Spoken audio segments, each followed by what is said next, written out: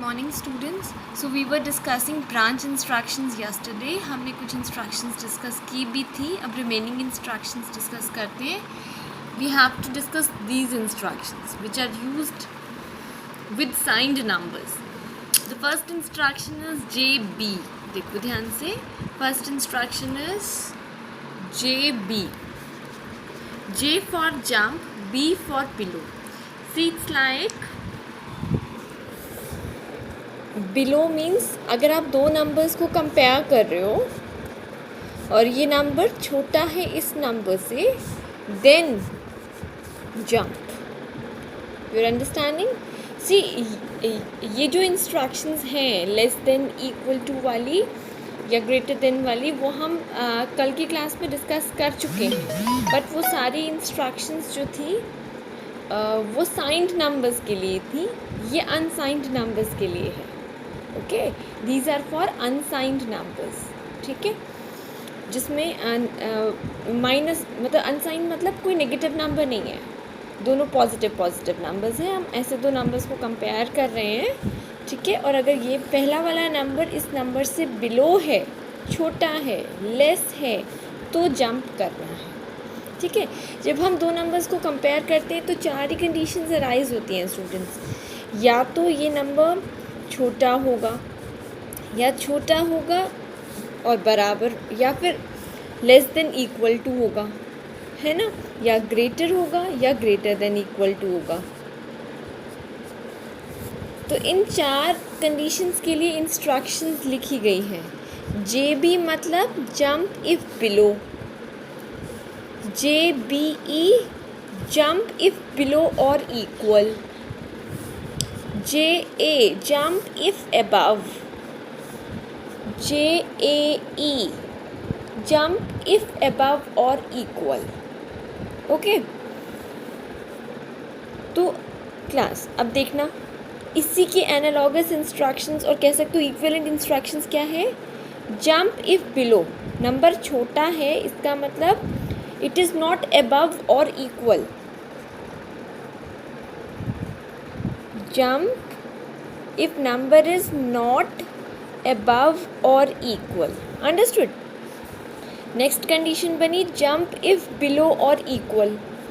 Below है या फिर equal है, इसका मतलब jump if not above. Understood? आगे देखो, jump if above. Above है तो below and equal नहीं है. If not below and equal. Understood. आगे देखो, जंप इफ अबव और इक्वल. अबव या इक्वल है, जंप इफ नॉट बिलो. तो ये इसकी इक्विवेलेंट इंस्ट्रक्शंस हैं. ये देखो यहाँ पे लिखी भी हुई हैं. ठीक है, तो ये चार इंस्ट्रक्शंस हैं जो साइंड नंबर्स के लिए हम यूज़ करते हैं. ऊपर के ये जो इंस्ट्रक्शंस हमने पढ़ी थी वो अनसाइंड नंबर्स के लिए यूज़ करते हैं. सॉरी, ये वाली नीचे की जो इंस्ट्रक्शंस हैं, ये चार इंस्ट्रक्शन वो अनसाइंड नंबर्स जिसमें नेगेटिव नंबर्स का कोई कंसेप्ट नहीं है, उनके लिए यूज़ करते हैं.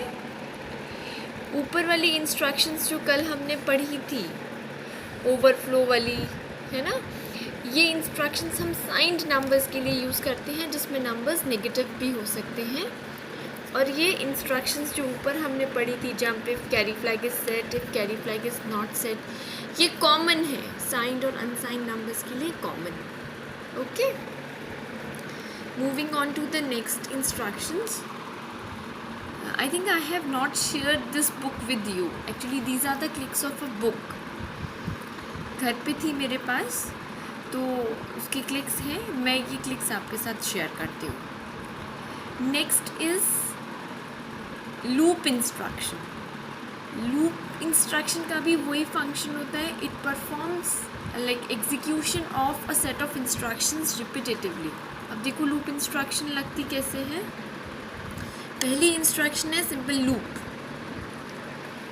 ठीक है, लूप के बाद वही हम एक लेबल स्पेसिफाई करते हैं. तो लूप इंस्ट्रक्शन कैसे यूज़ होता है. Loop means jump to the specified label in case the contents of CX register is not equal to 0. CX register हम बेसिकली काउंट इनिशलाइजेशन के लिए यूज़ करते हैं, ठीक है, C फॉर काउंट। तो लूप मतलब जंप। लूप इंस्ट्रक्शन भी हम किस लिए यूज़ करते हैं कि हमने सेट ऑफ इंस्ट्रक्शंस को लूप में लगा दिया है, they will be repetitively executed unless a particular condition is satisfied. तो ये क्या है, loop instruction means jump to the specified label if the content of CX register is not equal to 0। Next instruction देखो, loop Z। Z means zero flag. Jump to the specified label if zero flag is set, ठीक है।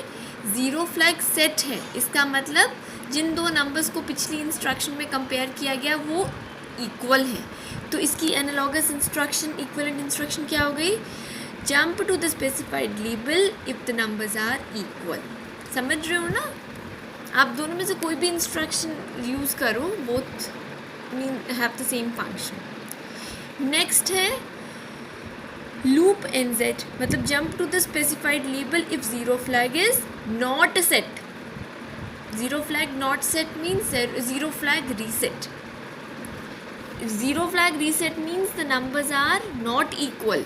तो instruction हो गई loop NE, loop jump to the specified label if the numbers are not equal, NE। Next इन्होंने discuss की है interrupt related instructions. आपको पता है इंटरप्ट इज़ एन इवेंट जिसके अकर होने पर प्रोसेसर अपना मेन प्रोग्राम का एग्जीक्यूशन थोड़े समय के लिए रोक देता है and it then executes the interrupt service routine.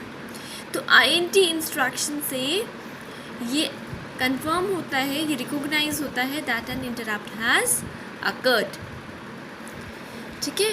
तो INT इंस्ट्रक्शन मतलब एन इंटरप्ट हैज़ अकर्ड। अब इंटरप्ट के अकर होने पर क्या करते हैं, processor executes interrupt service routine. Processor executes the interrupt service routine. अच्छा, इंटरप्ट्स पे आपने दो टाइप की पढ़ी है, vectored and non वेक्टेड interrupts. वेक्टेड interrupts वो होती है जिसमें डिवाइस को ISR का एड्रेस पता होता है पहले से ही। नॉन वेक्टेड इंटरप्ट्स वो होती है जिसमें डिवाइस को ISR का एड्रेस पहले से पता नहीं होता, ठीक है। तो whatever the interrupt is, तो INT instruction recognizes the occurrence of an interrupt request. Further देखो यहाँ पे INTO मतलब इंटरप्ट अकर हुआ है अगर ओवरफ्लो फ्लैग सेट हो गया है तो, ठीक है। तो ये सॉफ्टवेयर इंटरप्ट है एक तरह की, और INT जो है वो एक हार्डवेयर इंटरप्ट है। आगे देखो IRET is interrupt return. Every interrupt service routine program will end at IRET instruction. When this instruction is executed, program control will return from ISR back to the mainline program and start the execution of the mainline program from where it was left. Understood? जैसे आपने पढ़ा था ना, हर सब routine programme RET पे ख़त्म होता है, इसी तरह से हर interrupt service routine program IRET पे ख़त्म होता है। Understood? This ends the branch instructions. From tomorrow we'll discuss the string manipulation instructions.